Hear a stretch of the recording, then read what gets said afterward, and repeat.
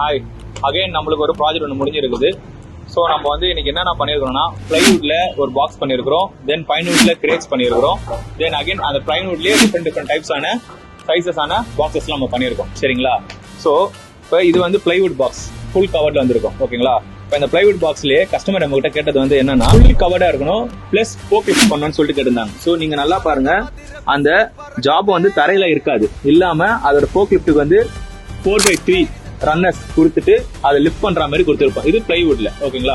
அதே கஸ்டமர்ஸ் அடுத்து நம்ம பைன்வுட்ல வந்து எனக்கு ஃபுல் கவர்டா வேண்டாம், டிஃபரன்ஸ் ஃபுல் கவர்டா வேணும், எனக்கு வந்து கிரேட்ஸா வேணும் அப்படின்னு சொல்லிட்டு கேப்பா பார்க் பண்றது தான் கிரேட்ஸ்னு சொல்லுவோம். ஓகேங்களா? அதே கிரேட்ஸ்ல same they ask for fork lifting. அந்த ஃபோக் லிஃப்டிங்க்கு இந்த கேப் இருக்கும், இந்த கேப் இது வந்து தரையில படாது. சரிங்களா? இது வந்து பைன்வுட்ல கிரேட்ஸ் படாது. அதுல டிஃபரெண்ட் சைசஸ். இப்போ இதோட சைஸ் என்னன்னு பாத்தீங்கன்னா,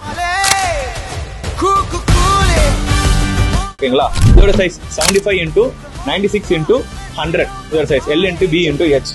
ஸோ இதை கம்ப்ளீட்டா ரேப் பண்ணிடுவோம் நம்ம அவங்க ஜாப் முடிஞ்ச பிறகு.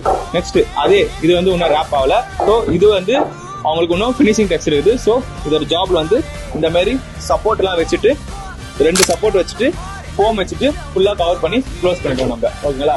இது எல்லாமே நம்ம பண்ண ஜாப்ஸ் தான். இதோட சைஸ் 120 into 134 into 103 inches. இது அடுத்து இது 135 into 155 into 100. ஸோ உங்களுக்கும் உடன் பேக்கேஜிங் தேவைப்பட்டுச்சுன்னா மாருதி நீங்க கான்டாக்ட் பண்ணுங்க.